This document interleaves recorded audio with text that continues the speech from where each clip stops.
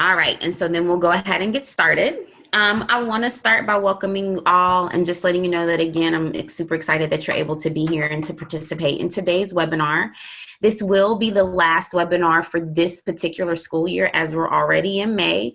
We are working on a delivery plan, if you will, for next year that will include additional webinars, also include some virtual coaches check-ins like we've had in the past, but then we'll also provide some opportunity for some of those face-to-face opportunities for you guys to get together. And so I say all of that just to let you know that those are things that are coming and that you should receive a schedule within the next couple of months. I know that some of you may be out for the summer already, but we'll get the information to you as quickly as possible. We are also in the process of trying to identify some people that may not mind participating in an advisory panel, just so that we are able to make sure that we're hearing the voices from the field about the way that you'd like to receive support. And so you'll get an email from me after this that just says, if you wouldn't mind volunteering for that, that'd be great. The commitment is maybe an hour or two every quarter to just kind of look at what's working, what's not working, and what are some of the best ways to provide support to this particular cohort. So if you wouldn't mind participating in that, you'll be able to respond to that email. But again, that'll go out later today or early next week. In addition to that, we do have a few state updates.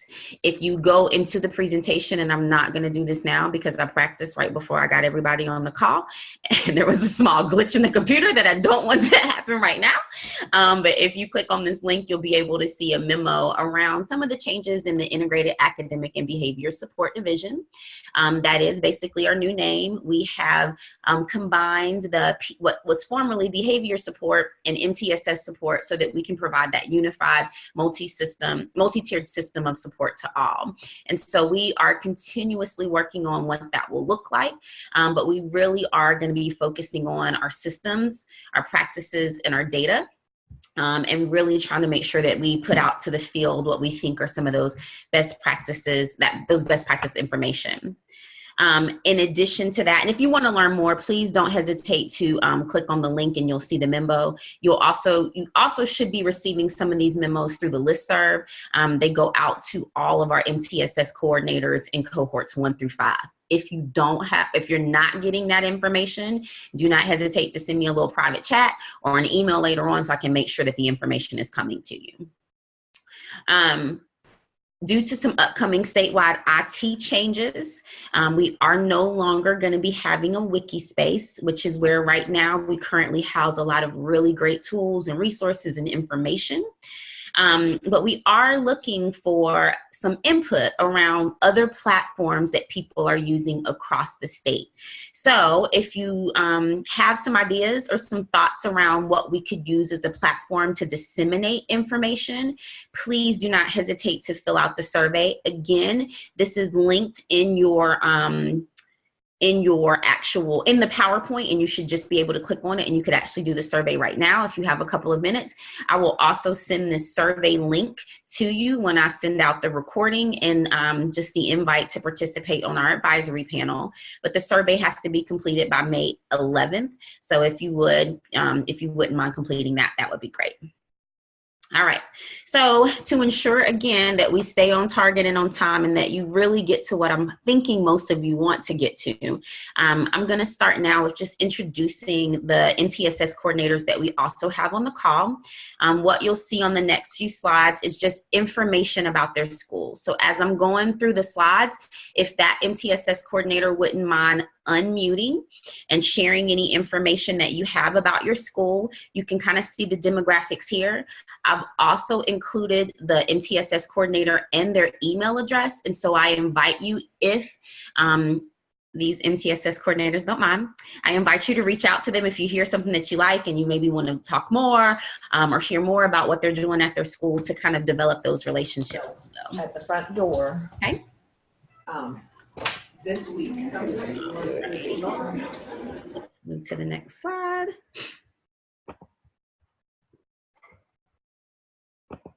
Okay. All right, we are going to start with Pine Lake, and I know that Kimberly is on the call. So Kimberly, if you wouldn't mind just telling us a little bit about Pine Lake and introducing yourself, that'd be fantastic. Good morning. My name is Kimberly Strickfaden. I am the MTSS coordinator for our school. We are a charter school in Mooresville, North Carolina. We're a fairly large charter school. We have students kindergarten through 12th grade, and as you can see from the slide, pretty close to 2,000 students, 150 teachers. We are just starting, so I'm not sure if everyone in this cohort is a part of the Cohort 5 or not, but we are a part of the Cohort 5, so we're just starting in the readiness implementation for MTSS this year. Fantastic. And like I said, I really invited people that, are in all cohorts just to provide some information around just the implementation efforts. And Kimberly reached out to me kind of even before the cohort got started and just had some information, and I could tell that she was really thoughtful about implementation. And so I'm really excited about you being able to share on this call. Thank you. All right, so the next one is Francine Delaney, New School for Children. So Jessica and Melissa are both joining the call today. If you could kind of tell us a little bit about your school. Sure.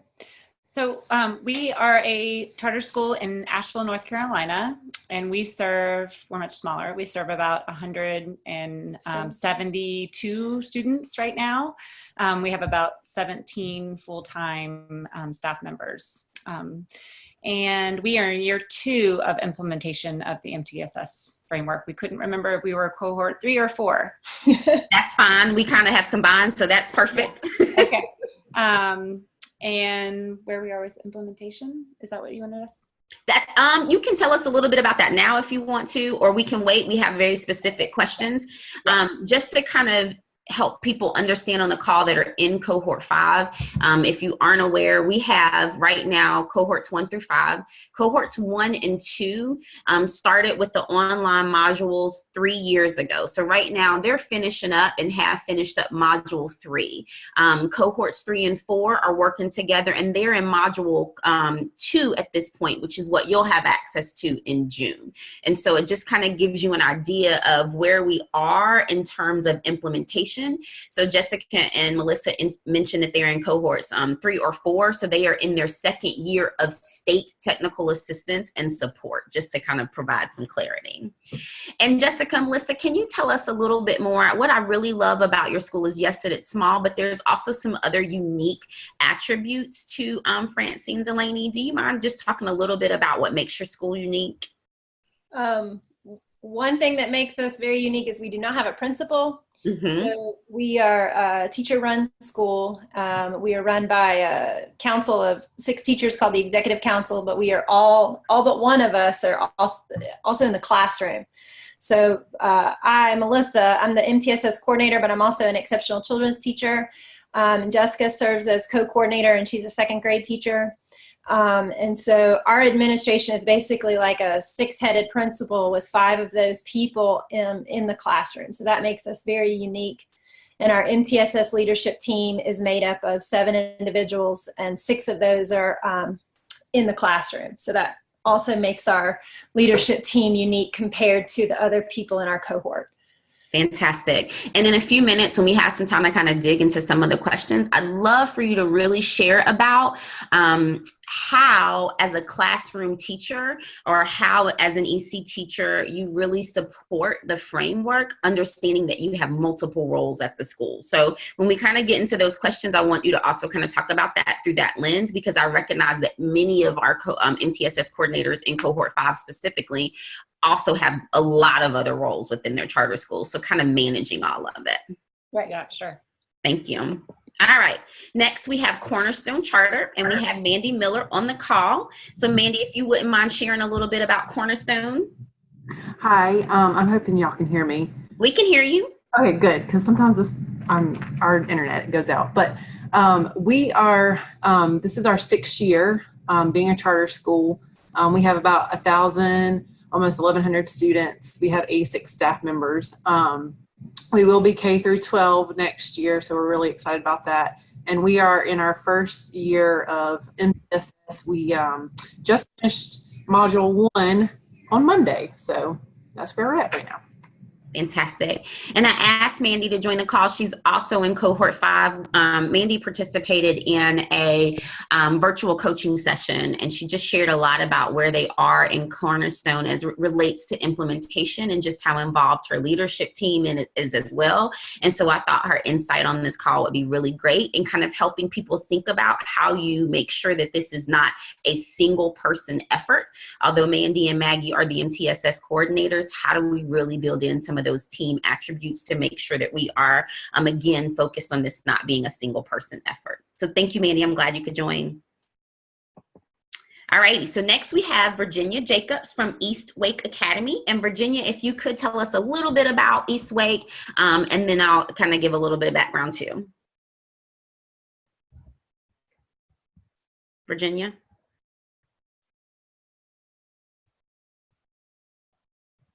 Okay, so I'm going to move forward just in case Virginia hasn't had a chance to make it to the call yet. Virginia is also in one of our earlier cohorts, East Wake Academy is. And so the school has provided some of our voices from the field video. And so hopefully Virginia will get a chance to join the call and provide you a little bit more information about what's happening at East Wake.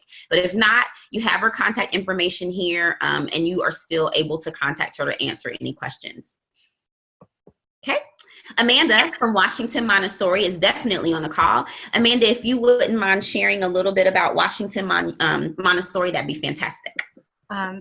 We are a somewhat small charter school in Eastern North Carolina. This is our 18th year, K-12, and obviously the Montessori curriculum implementation makes us somewhat unique. We do share some characteristics with Francine in that all of our administration, we are also all in the classroom. We are all wearing multiple hats every day, which I think allows us all to be in touch with all the different levels and layers of a problem-solving process. Fantastic. And when I asked our consultants across the state and said, hey, can you just give me some names of people who are doing some really great work who might not mind sharing information? Immediately, the MTSS consultant, Ann Nixon, said, Washington Montessori is doing some fantastic work as it relates to implementation. And Amanda, immediately was like, yeah, sure, I don't mind sharing information. So we are definitely happy to have you on the call also. It's not as scary as it appears. Yeah, thank you. That's the not very true. We're in year 2, and it's been good. Fantastic. So before we met today, I sent each of the MTSS coordinators from the schools mentioned earlier just some questions that I felt might help the field, especially in cohort 5. So we're going to move through those questions now. And so if you have additional questions, don't hesitate to go ahead and put those in the chat. I'll also be recording the information here within our on our Google platform. You may not be able to see it. I'm kind of using dual computers right now to ensure that we stay focused and that you can actually see the screen that's up here. But I am taking notes, and you'll have access to all of those notes once we complete this call. So I don't have any preference about the order of who talks, but I'd love for you guys to share just a little bit of information about how MTSS aligns with your school's mission or vision. And anyone can kind of share the information if they want to share now. So I'll go first. I'm Kimberly Strickfaden from Pine Lake. Thank you, Kimberly. Yep, you're welcome. We're in the process right now of modifying and changing our school's mission and vision statement, and I'm not aware of what that will be yet, but I know that it will probably be coming down to us and presented very nicely at the beginning of the school year for next year. But in the meantime, what we've worked with for this year is our current mission and vision statement, and it is to prepare individuals in a nurturing environment for leadership and academic success within the kaleidoscope of an engaging community. That's our school's mission and vision. And typically, as a teacher and in the classroom, we break that down into 4 categories. We look at it as prepare, nurture, lead, and engage, which I feel like works really nicely with the MTSS module and what we're working at implementing in our school. I feel as though that sharing the these two things, our mission and vision with the prepare, nurture, lead, and engage, and MTSS, they share the same framework. And ultimately, we're prioritizing student achievement in our school. And we emphasize that by looking at our growth and what our forward trajectory is. So I think that what MTSS has offered us more this year than ever before is bringing us back down to looking at data and determining what does that data say that we need, what's emphasizing as a weakness or a strength for our school, and then how does that work in our mission and vision statement. Great. So one of the things that I just will say really quickly, Kimberly, and what I really love that I hear, and this is what I constantly want to make sure is a message that we all get, is that MTSS should be aligned with all of the things that you're doing at your school. So as you talked about preparing, nurturing, leading, and engaging, that when we think about our core level supports, this shouldn't be something that you're doing in addition to. It should really be about the practices and the systems that you're creating to support that. So fantastic point. Does anybody else want to share a little bit about how MTSS aligns with their school mission or vision? I'll go. Fantastic. This is Lindsay May from Central Park School for Children, charter school in Durham, North Carolina. So our current sort of strategic vision for our school this year, it's a 5-year plan, is around all children thriving. And so that's looking at kids across subgroups and making sure that all children are thriving in academic, social, emotional, and behavioral areas. So really, MTSS, the framework of that is lending itself very well in what we're trying to accomplish. And we're just in year 1 of the implementation phase. But yeah, I think MTSS is sort of paralleling nicely with where we're going as a school. Fantastic. Fantastic. We'll go. At Francine Delaney, part of our size is intentional because part of our charter is to focus on the individual child and individualized education.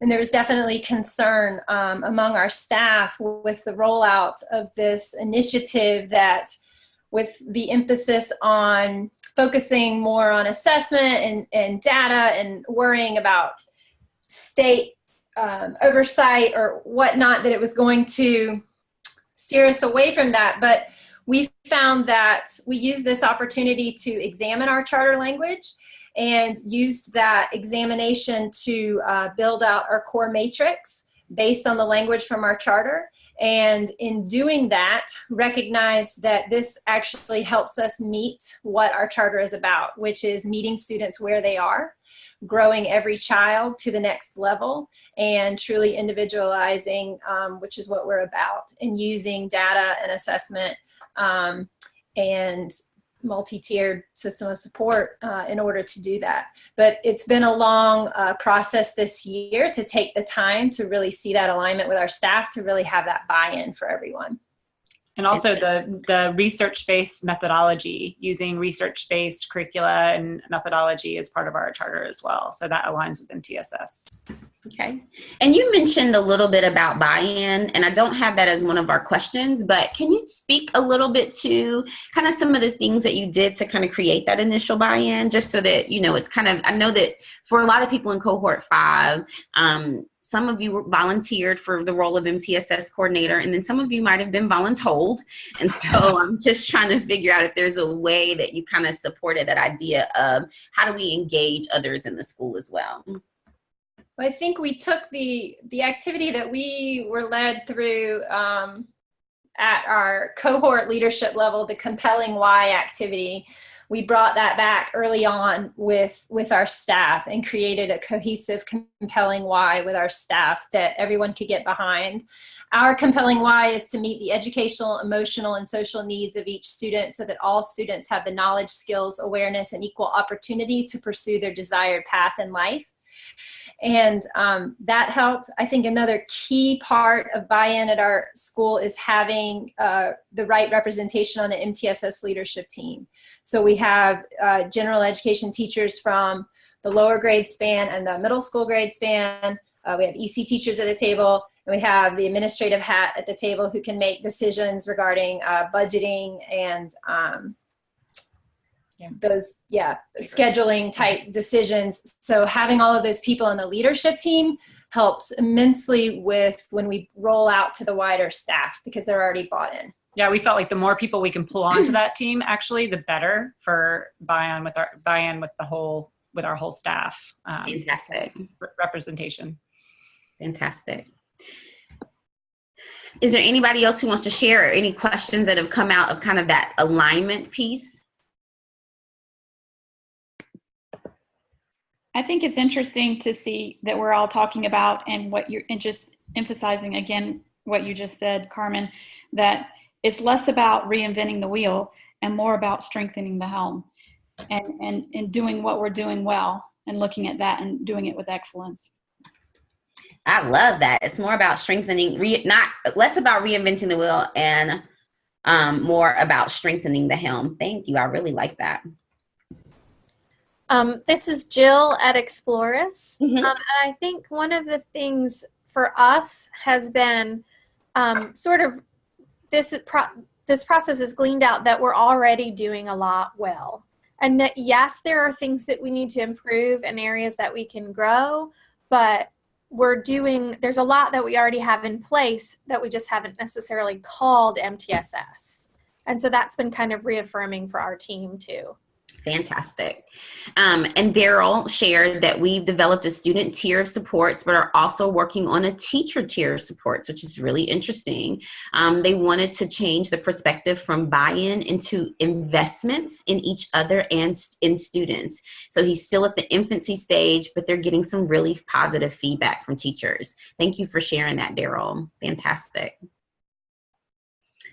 All righty, we'll go to the next question unless anybody else has any feedback, but I really love the way that we're all sharing information about kind of what's working so that we can make sure that so that other people are hearing some of those great things that are going on across our state. Okay, all right. So what steps have you taken to support MTSS implementation? I know Francine Delaney kind of spoke to the idea of teaming structures, and just kind of thinking about some of those things and having a problem-solving model. What are some things that have really helped to support MTSS implementation from your lens? And again, anyone can speak.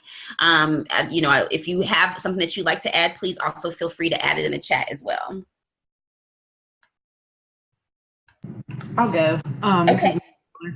My director is really into this whole MTSS model, and so what he did is he took the school improvement team and he restructured it for the MTSS team.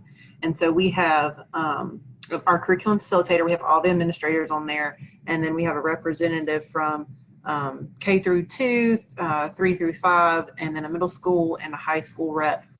And we also have parents on our team. Our board is almost parent run, so we try to get parents in there. And so with that team, we're really able to see the perspectives of parents, and they've been able to help us kind of problem solve some areas.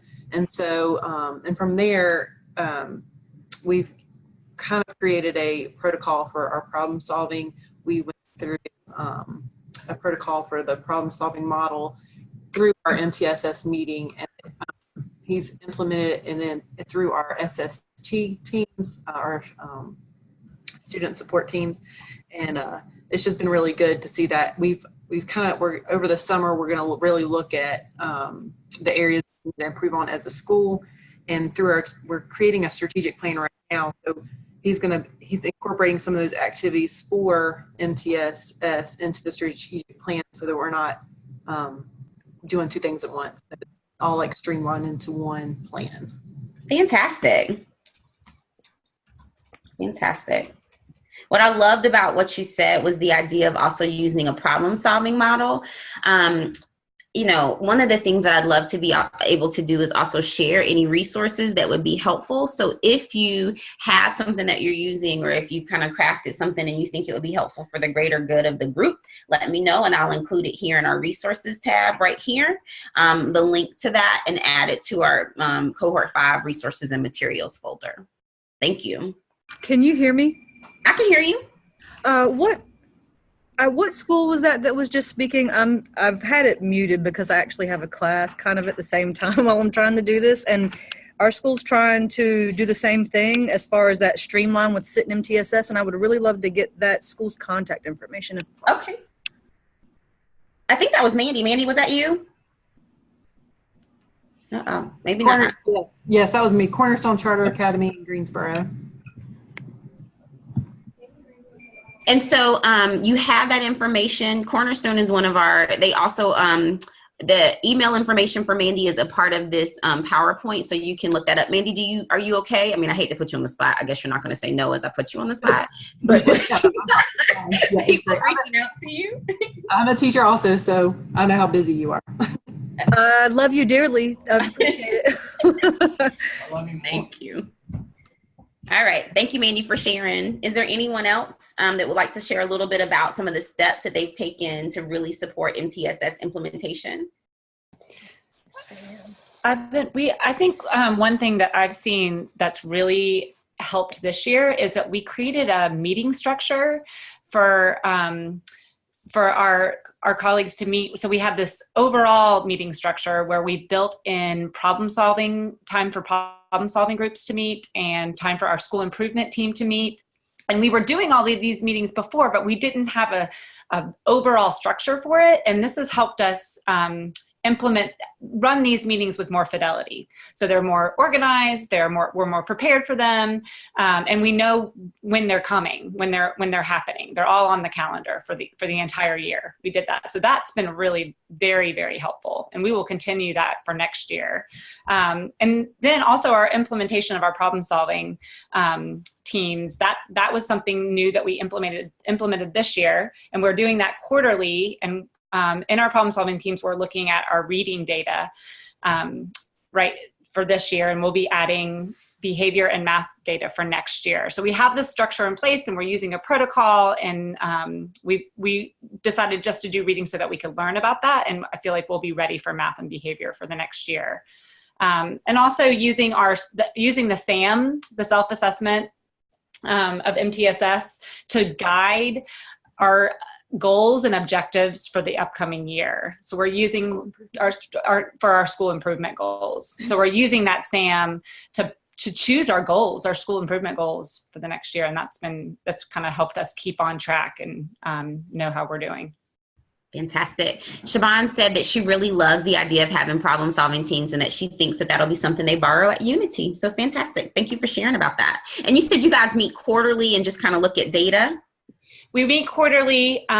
We actually meet more than quarterly, but quarterly we look at our reading data, and we've set up some spreadsheets that we're entering data. So we're all using a consistent way to collect the data, and then using a protocol for us to talk about it, and then set goals before the next problem solving meeting. Because our report cards come out quarterly, and then our leadership team in our first year, we had a very hard time meeting consistently. So this year, like those other meetings, we set a predictable structure. So our leadership team meets monthly, and those are all set at the beginning of the year. And we've had much greater success this year with all that implementation because the entire calendar was set, meetings time was built in for all of the different teachers and who wear all the different hats. Right. Absolutely. And let me ask you a quick question, and anyone is free to answer this, but I really like that point because I've spoken with a lot of MTSS coordinators who say we have meetings scheduled, and then something else will kind of become a priority, and those are the meetings that get bumped. Is there anything that's worked really well for kind of making sure that those are the meetings that kind of continue to be on the forefront, so that they're not things that are kind of brushed aside? And again, anyone can share, but I love that point because I know that I hear that happening a lot. Yeah, well, we had that problem. I think that's something, and we discussed it early in the year, and we decided, and this is an issue for us because we are a teacher-run school and we do have a lot of business to talk about, but we can't let that overtake, talking about kids learning, right? So we decided to make sure that our problem solving meetings and our school improvement meetings in our schedule, those happen first before the business of our directorate. So those always happen. And then we have to make sure we make time for the rest of the running of the school business. So we prioritize it by those are priority. Those come first in the first hour of our meeting, and then we'll do the rest. Fantastic. I agree with that. Sorry. That's okay. Go ahead, Amanda. Look, I agree with what they're saying. We really last year had to all come together, not just as a team, but also as a staff, and say, look, this is what we are here for, and this has to work. It has to align with our charter. We have to have clear, explicit language, and we have to make these meetings a priority in order to make sure we have established the appropriate framework so that we can do good work and not waste any time.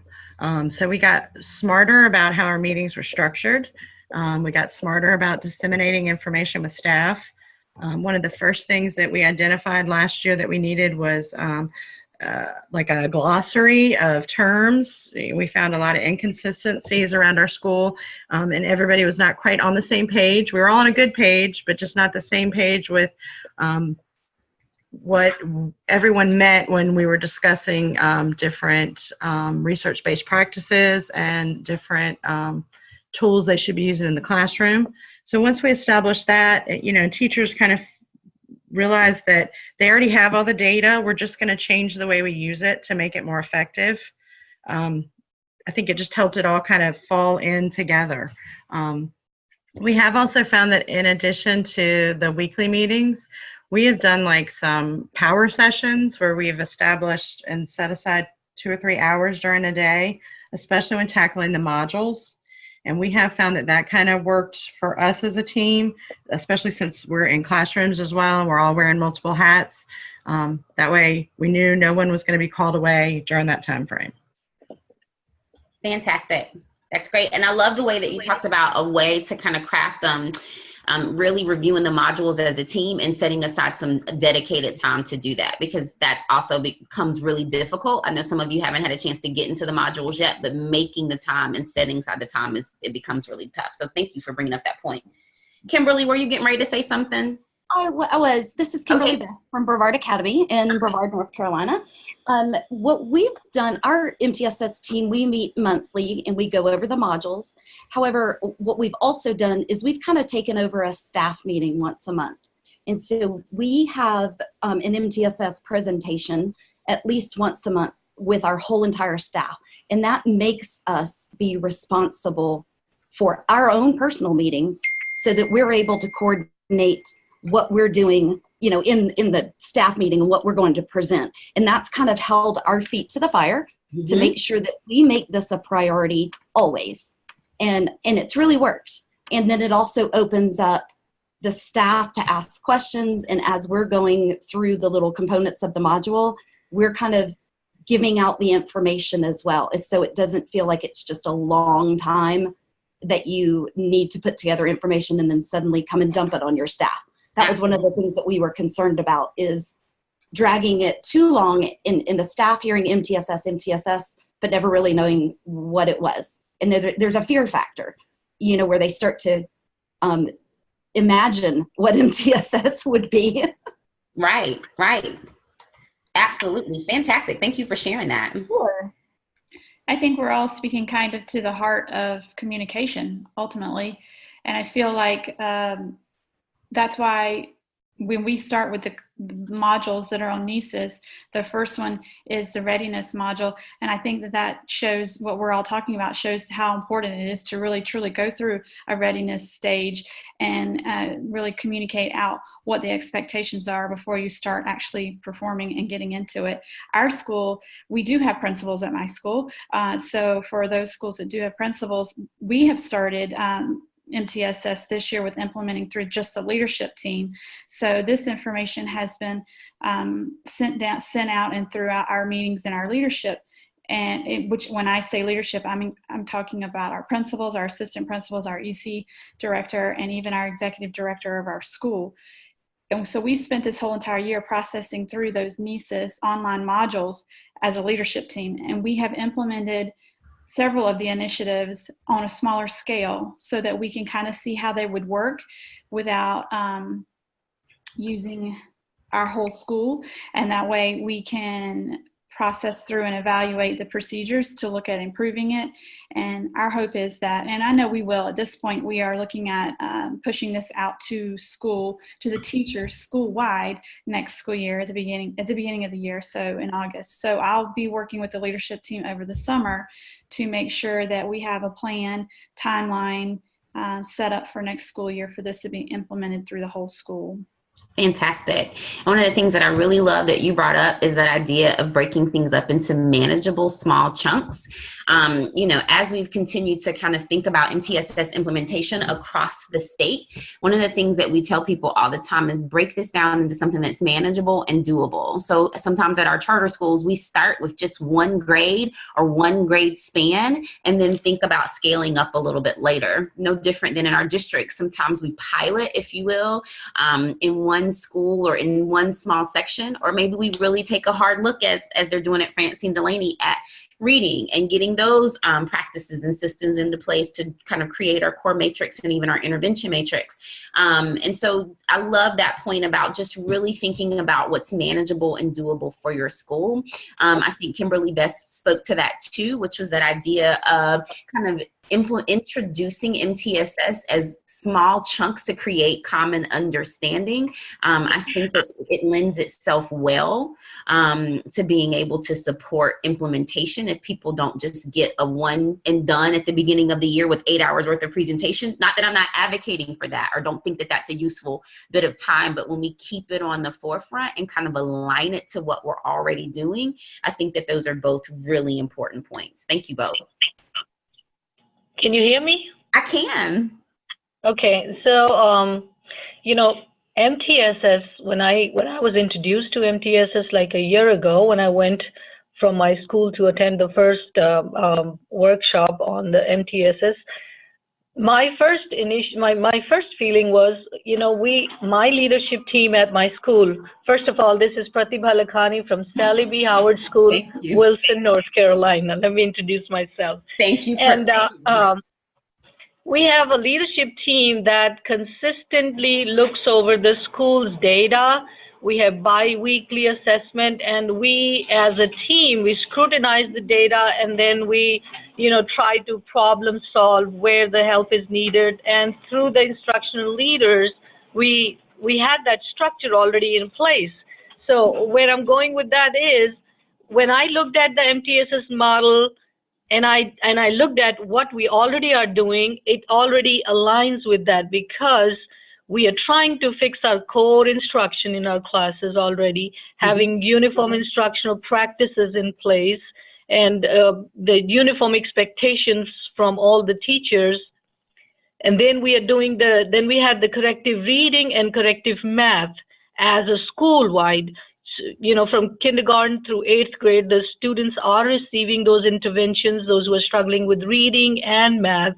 So when I was introduced to that, it didn't seem to us to be a new idea, and didn't have much problem of getting a buy-in from the team, because we already were heading towards that direction.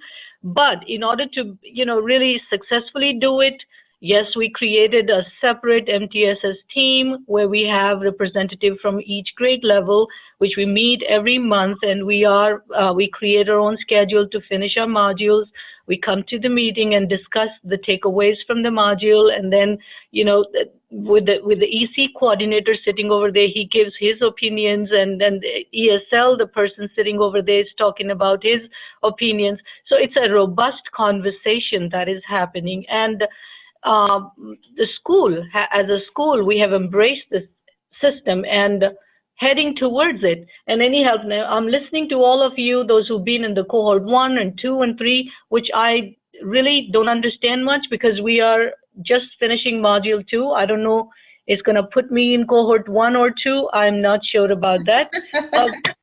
I really am not, because this is pretty new, the structure. But the implementation per se has been going on since, couple of years now. Absolutely. And what I love about your point, Pratibha, is that a lot of times we introduce MTS as this kind of additional initiative or something more we have to do. And I go back to this all the time. It's not. It's really our way of work. And it's that idea of kind of shoring up the systems and practices we have in place. And I'm really glad to hear that you're already kind of moving through some of those things to make the connections, even in Module 2, around how it is that we support all of our students. So thank you so much for sharing that about Sally B. Howard. That's great.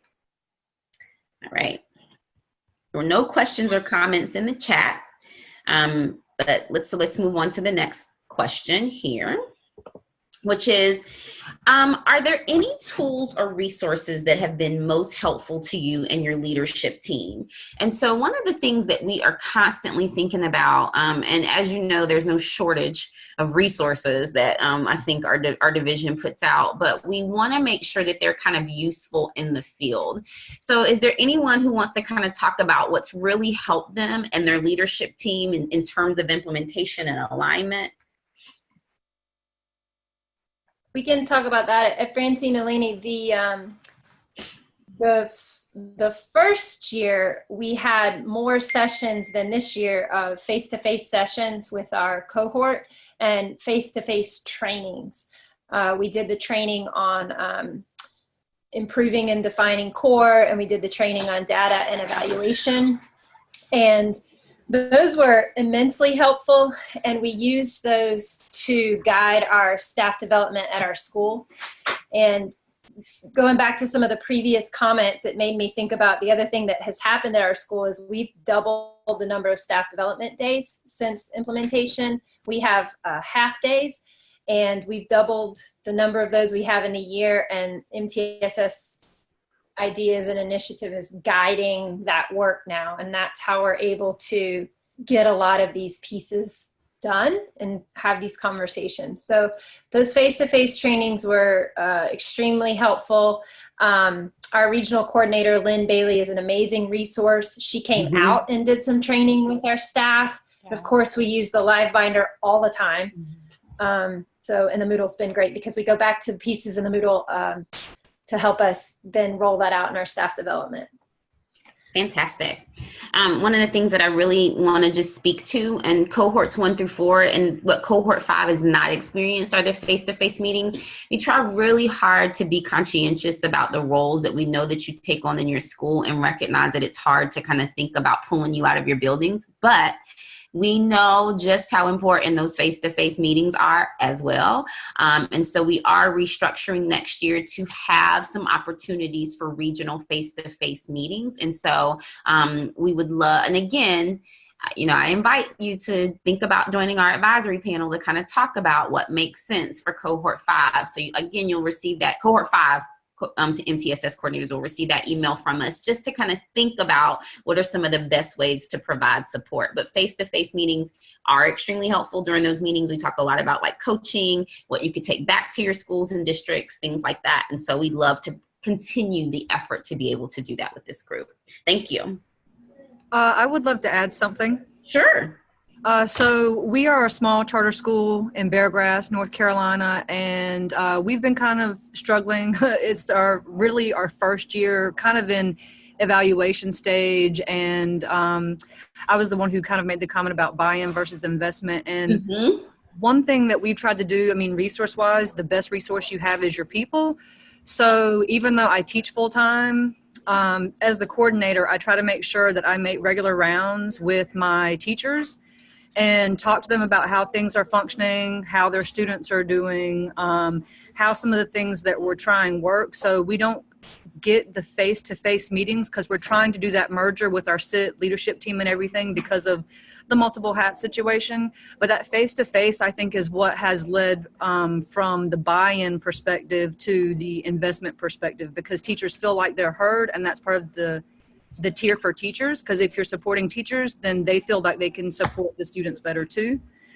So that's kind of how our face-to-face has worked in year 1, and I hope that will lead us into a more successful second year, really kind of digging in more. Fantastic. And I think that that's a great point. Human resources are a great resource, but what I also liked about what you said was the idea of feedback loops. And so not only does your leadership team kind of maybe provide some communication out to the field, but you really want to hear from teachers what's working so that there's that feedback loop up and down, if you will, if you're kind of thinking about it on a continuum, that we've got teachers who are able to have a way to communicate what's working, what's not, what's helpful, what's not, and then also a way for your leadership team to communicate back to the field. So fantastic. Love that point. Thank you, Daryl. Thank you for letting me. Anybody else want to share a little bit about that? Pratiba said just really quickly in the chat, they use a PLC platform to ensure that they have more face-to-face time with teachers and to keep them energized and motivated. So fantastic. All right, was it Kimberly? Somebody was getting ready to speak, sorry. I'll go. Okay, fantastic. Thank you, Mandy. So we, I think the most impactful tool that we've gotten from the modules is the overview of the assessments and really going through the assessment and the universal screeners process. And with our leadership team is we really figured out that the universal screener that we're a Challenge Foundation Academy. So they have some things that we have to use. And one of the universal screeners that we have to use with them is NWEA. And we figured out through our leadership team that that's not the best thing for K through 2. So we're going through the process of trying to find a universal screener for K through 2 so that we can have better information to really see where students are. So I think that's the major tool that we've kind of we love. So great.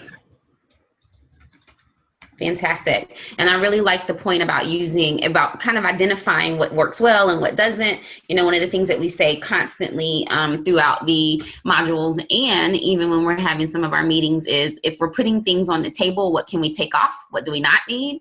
So have an opportunity to kind of look at what's working, what's not working, and then really making some decisions around universal screeners. Fantastic. I think the regional meetings, you were just addressing that before, the face-to-face meetings. Here in the Northeast, we were with Angel and now with Ann Nixon.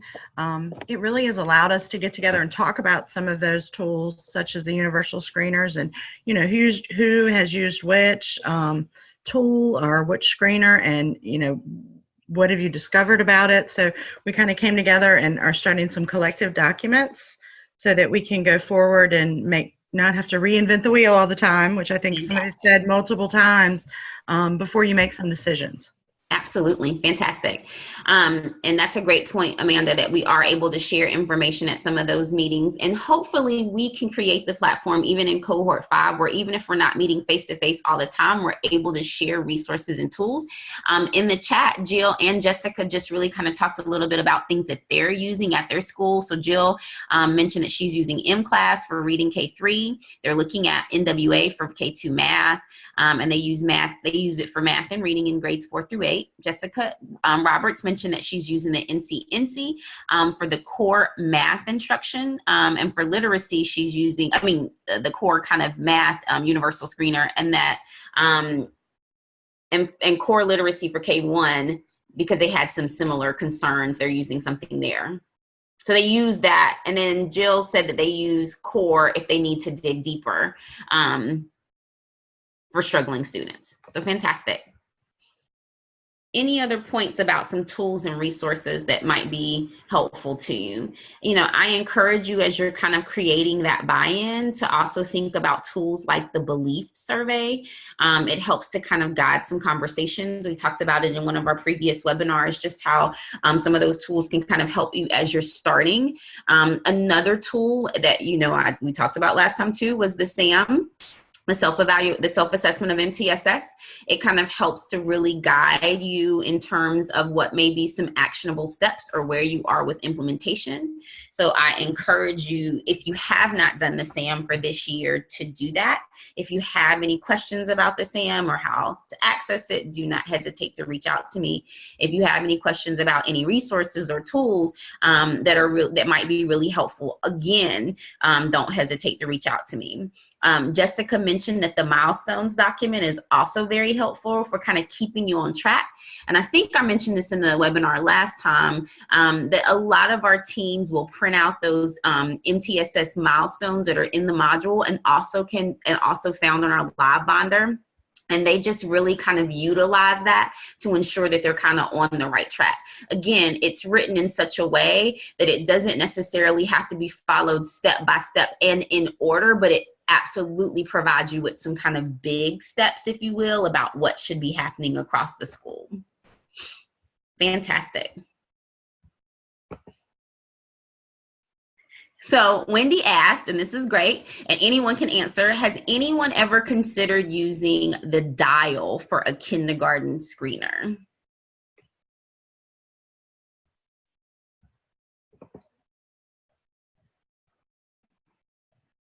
So Wendy, no one has answered just yet. Wait a minute, we got another chat. Let's see.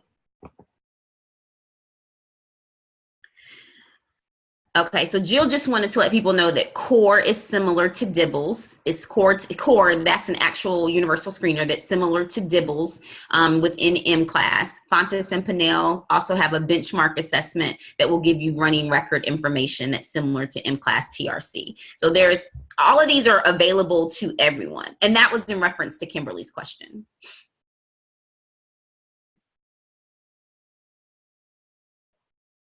But I don't see anything here about the dial just yet. Wendy, if anybody responds about that, I'll make sure I say it out loud. All right. So the next question is, what suggestions would you give to schools related to scheduling? And this question came from the field. I provided people with an opportunity to ask some additional questions. And this one specifically about just, change the page. All right, so this one is specifically about just kind of thinking about scheduling to support the implementation of MTSS. So anyone can share just kind of what you've done to really think about scheduling. Hey y'all, this is really a question that my school is struggling with as far as looking at the tier 2 sort of intervention time and how to build that in a way that kids aren't missing a ton of core instruction, and they're also not missing specials and all those different things. So if anybody has any insight on scheduling or has examples of scheduling that have worked in elementary and middle school, I would love to hear what you guys have tried. Lindsay, I do have a middle school example. I'll connect it to the resources and I'll kind of let you know when we have those available. When I finish kind of getting all the resources and making sure the information is readable, I'll send that to you. But I do have a really good example from Mooresville Middle School about some of the work that they're doing as it relates to thinking about scheduling. I will also say that there's a book that I really love that talks a little bit about scheduling, and it's called It's About Time, and it's specifically related to secondary implementation and trying to really think about that scheduling thing. So is there anybody else though, maybe from our cohorts 1 through 4 that have really thought about your scheduling and kind of redeveloped your current schedule to ensure that you've got kind of time for not even just intervention blocks, but that you've allowed time for PLCs so that teachers can meet, but just really kind of revamping your schedule? And you're referring to just like the everyday school schedule? So, yes, your everyday school schedule. How have you, if you have, revamped that to really support implementation of MTSS? And it doesn't even mean, it doesn't necessarily have to be something that you've revamped. What works for you so that you can have successful implementation? Well, I know for our school, we haven't modified our everyday schedule yet, but since this was the first year, it had some trouble kind of getting off the ground. So when I came in as coordinator, what I did was kind of rearrange my own schedule, if that makes sense, and kind of function as a partial facilitator so that teachers themselves, if you got to a place where you needed to have a student pulled out and a facilitator could do that, come in, sit down with the student or pull them out, we did. But I would love to hear ideas for rearranging schedules, because it's something that we have talked about with our high school students. We have middle school kids and high school kids, and we're kind of in need of some ideas for schedule changes. Okay.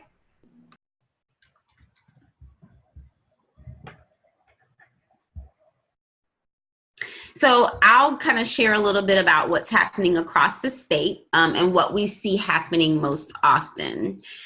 So at the elementary level, some of the things that we see happen is that there's an intervention time, or it may not always be called intervention time, but whatever it is that's built into your daily schedule. So we've provided 90 minutes of reading, 90 minutes of math, and then we might have a 30-minute block where there's an opportunity to provide some additional intervention to our students who are in need of reading or math support. That time is also an enrichment block for our students who are maybe above grade level. So they might be doing novel studies or person-centered learning activities or have a club running around that time.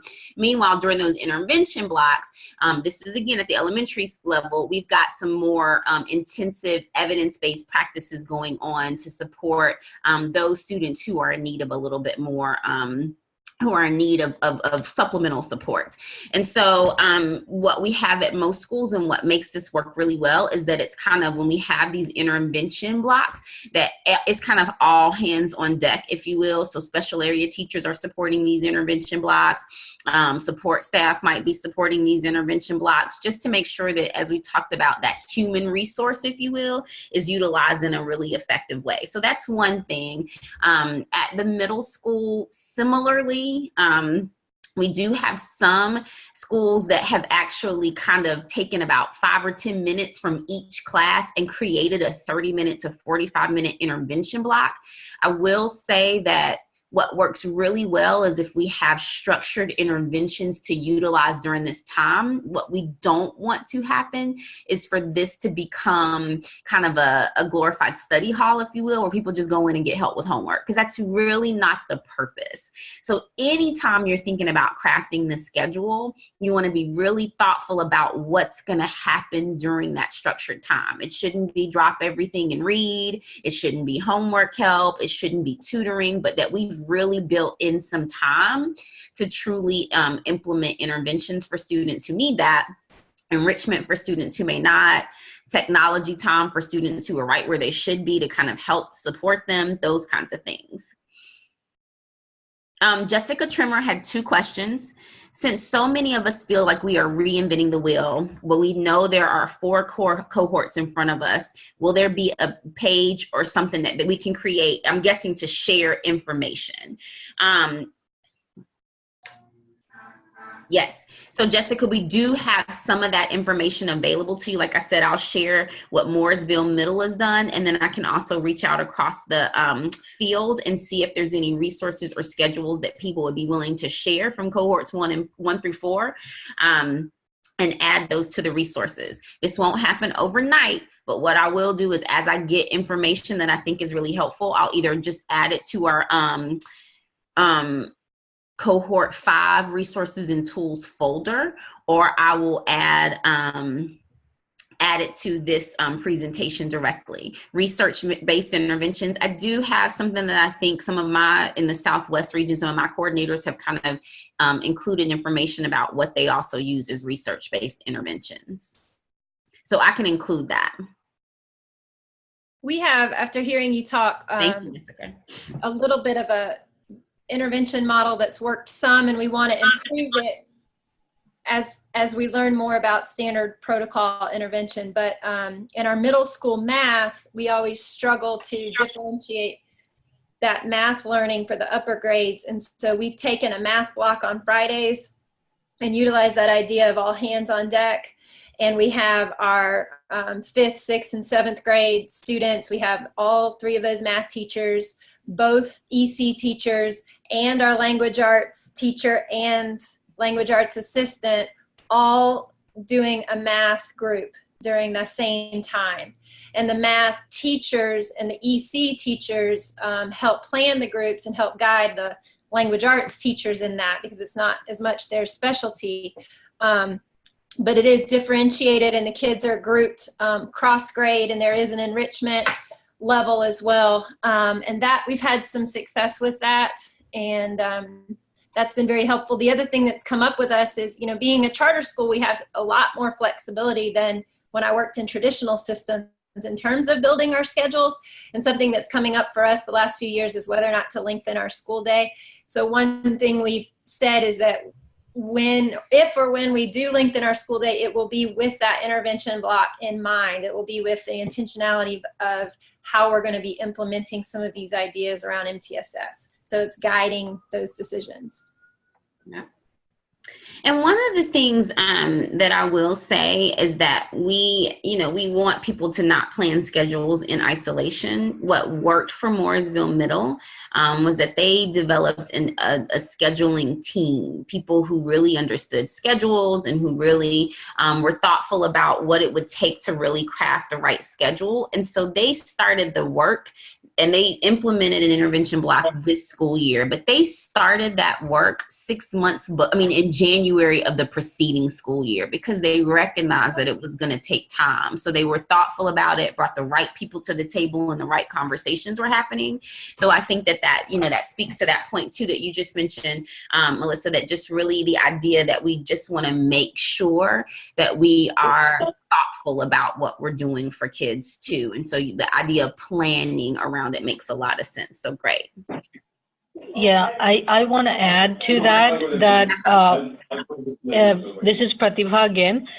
What we did as I guess this is somebody just mentioned that being the charter, we have the flexibility of changing our schedule when we want. So we created for our 3rd through 8th grade classes, we created 2 intervention blocks.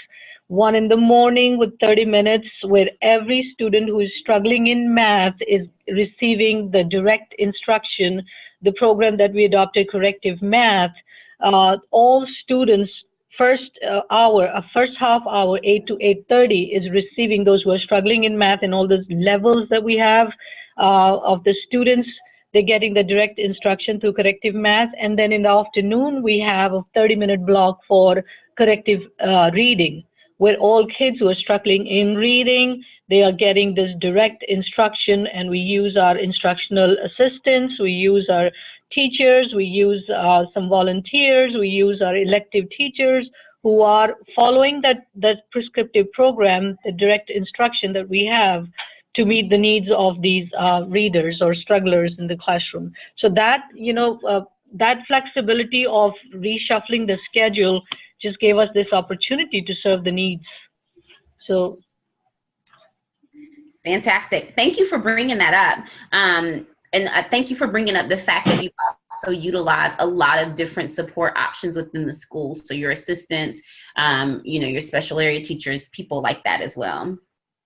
And I just want to say the person from our leadership team that is implementing these 2 programs, he really holds people accountable. He is always, rest of the leadership team is, we are the evaluators. We just go around that, we just check over the teachers. Everything is being done with fidelity. They are following the program. So there's a lot of progress monitoring that is happening. And I want to tell you that we adopted this last year, and with all these efforts, our school moved from grade C to grade B. We attribute a lot of this to fixing our reading and math skills with our students with this program, but doing with fidelity. So that scheduling that was done creatively helped us. Thank you. And so, Pratibha, do you mind? I don't know how you feel about putting it in the chat or even allowing me to include you as a resource. Since you talked a little bit about kind of using those 2 intervention blocks, I would love to either include your email here or you could put it in the chat so that people could reach out to you about some of the planning that went to that. Is that okay with you? Absolutely okay with me. Yes, okay, please. Great. We learn from each other. Absolutely. And I think that's a great thing. So thank you.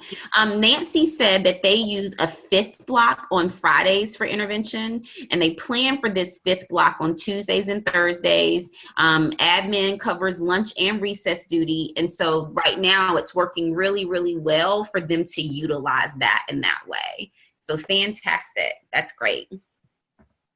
So they're using that particular, that time. And I really like the way that you're using, that you're also thinking about using some of those times that teachers don't, I mean, I know teachers don't always love giving up their lunch or their recess, but just kind of thinking about how we think outside of the box to kind of manage time, because we know that time is of the essence. So great. Anybody else that wants to speak to scheduling? And what I will say is that scheduling is one of those things that we'll continue to get questions about, because we recognize that that's one of those areas that continues to need work if we're going to make sure that we, implement MTSS in the most effective and comprehensive way. All right, so the last question here is just, or the last slide here is just for any additional questions that maybe we didn't ask or didn't get to, that you might have in reference to MTSS implementation. So I'm gonna give us about 1 minute here to just pause and to think. I invite you, you can unmute yourself if you have a question. You can also include it in the chat. And so I'm just monitoring that. So I'm gonna give us about 1 minute to pause and think on that. And if not, we'll kind of move forward.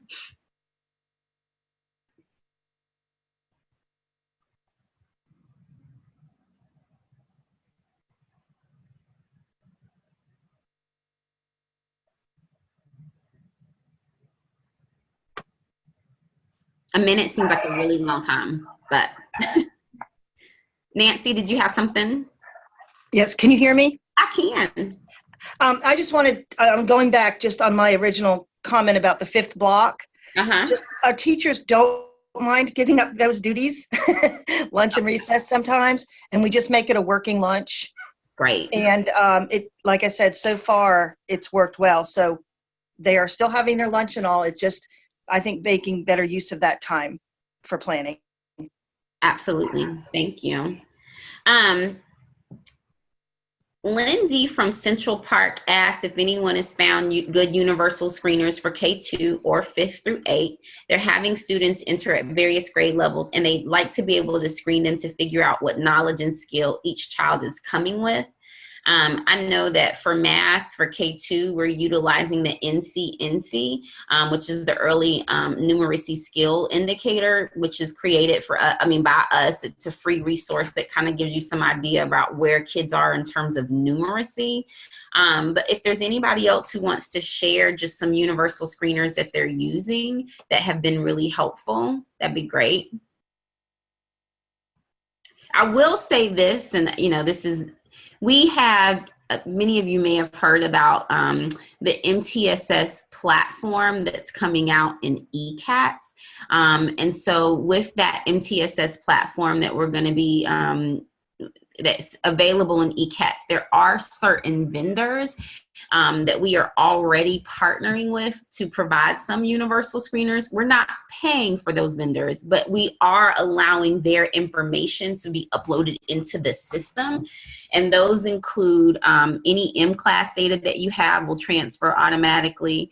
Any data that you have from maybe Dibbles, iReady, FastBridge, Discovery Education, that's all I can think of right now. Any of that information, if you utilize that as your current universal screener, will also be available to you in ECATS.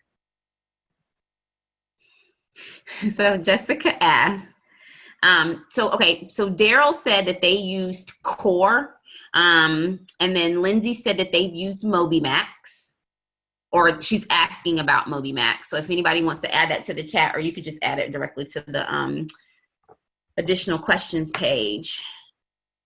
Amanda said they're currently using Easy CBM, but they are investigating others. Lindsay asked if MobyMax would be added to ECATS, and no, not at this time.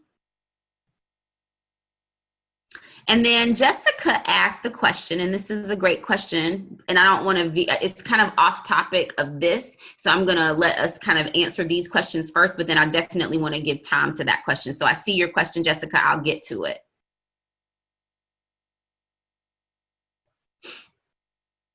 I'm just waiting to see if anybody posts anything else that they use that's really good as a universal screener. Michelle said you have to subscribe to Moby Max. All right. So Jessica's Tremors question. Let me make sure this is not about that. Okay. Map testing is what Kimberly Strickfadden is using.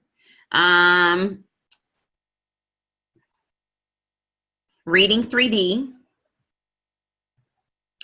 Somebody, Pratiba said that she's currently using Reading 3D, but she feels like it's really time consuming. So wanted to know if anybody's found another Reading Universal Screener. Kimberly just wanted to make a note that MobyMax has a free version, but there is a paid version that's a lot more helpful that also includes data tracking. And Wendy said they also utilize maps. So we've got a couple of things out there. So NCNC, MobyMax, Easy CBM, map testing, Reading 3D. Daryl says they use an online platform for teachers to get resources at Beargrass. They said that since emotional growth is also important for academic growth, they have a cloud kind of like a cloud for teachers to use where they post data from teacher surveys about what's being used, what's working, and check-ins. And we use staff meetings to quickly view data and other teacher feedback from the month. Okay.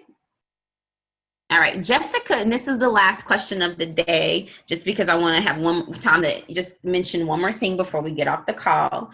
And Jessica's question is, when does everyone have time for their kids or it's for related services? Their teachers don't want to lose kids during class time, so our intervention and enrichment time is also competing with speech and OT.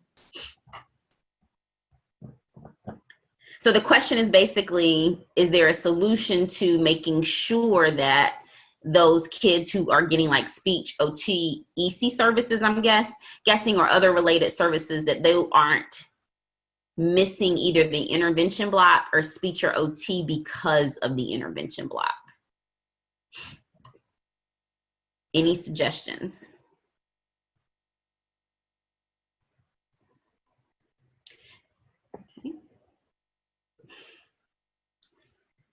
So I will just say this, and this is a Carmen suggestions.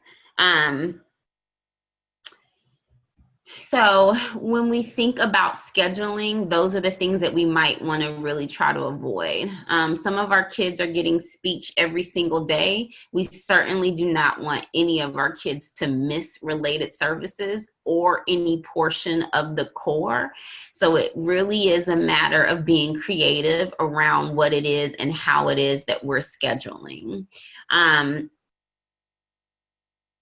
So Jessica says that their kids are pulled out of the core instruction and not out of their intervention or EC time. They try to avoid students getting pulled out of the same block of core. So again, it's just a matter of crafting your schedule so that kids get everything that they need in what we know can sometimes be a really short day. We don't want them to necessarily miss specials or recess, as we know that for some kids, that's their favorite portion of the day. So I certainly don't necessarily advocate for that every day, but if there's opportunities to maybe utilize some of those times every now and then, that might work well also. It just kind of depends.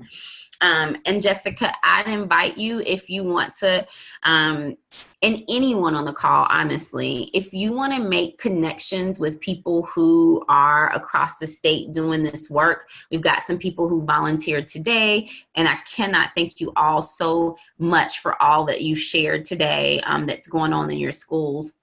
But we also have several other schools that are implementing across the state. So if you wanted to make some connections and you wanted me to kind of partner you with someone so that you could have a conversation about their scheduling and how things are going, don't hesitate to ask or send me an email and I can help you do some of those things. If no other questions, I again want to thank every one of our panelists who's been a part of our calls today. We've had a lot of really great information shared. So I just want to make sure that I, acknowledge Kimberly from Pond Lake, Jessica, Melissa from Francine Delaney, Mandy from Cornerstone, and then also Amanda Holton from Washington Charter. I just showed you the slides. You can access their email information if you'd like to learn more and to hear more about the work that is going on at their schools. That would be great. I also just quickly want to mention this. Some of you have gotten into the modules, some of you have not. If you have started on the modules, module 1.1, 1.2, and 1.3, if you've completed those, which means that you've viewed all of the pages, we will mark you as complete on June 1st. If for some of you may need credit or you might need your certificate of completion prior to that. If you need that, just let me know and I can just let me know through email and I can go ahead and mark you as complete in whichever modules you want to print your certificate for. Okay, I've got a few messages, so hold on one second. Any questions about the modules? By when do we need to finish all? So we have created a pacing guide, module 2. The idea is that you start that in June, and then next year look at module 3. But we understand that the context of schools and the day-to-day, we don't have like you have to complete it by this date. Our hope is that by the end of next school year, you've completed modules 1 through 3. Okay. But on June, if you've already accessed the modules and you've completed them, on June 1st, you'll be able to print your certificate unless you email me and say, I need to print my certificate earlier than that. Okay. Thank you. No problem. All right, we've got some more chat questions really quick. Just Lindsay, Kathy, Jessica, Pratibha, and Jessica Roberts saying that they really appreciate it and thank you for the information. So, no more questions about the module, but as always, and I say this every time, if you have any questions about anything, any supports that you need, if you want to schedule some virtual coaching time, if you're saying, Carmen, I'm really struggling with this, you got some ideas or some time, do not hesitate to reach out to me. I am an available resource and do not mind supporting as well. Like I said, we are restructuring our support to charter schools, so you'll hear a little bit more about that. But in the meantime, do not hesitate to reach out to me. I'd love to be a support to you and your schools. If nothing else, and I don't see anything else in our chat so far, I'm going to end the call and stop recording. And just thank you all for being here. And like I said, look for, after this recording, look for to get a copy of the recording, an invitation to the advisory panel that you can, or you don't have to, sign up for. And then I will also get all of the resources that we've talked about today and all of the notes typed up into the presentation. It's a mess right now, but I'll fix that and make sure that I have that in a way that you can actually read. And so I'll send all of that to you as well. Okay. All right. Thank you. Bye, everyone. I hope you have a great rest of the day and a fantastic weekend.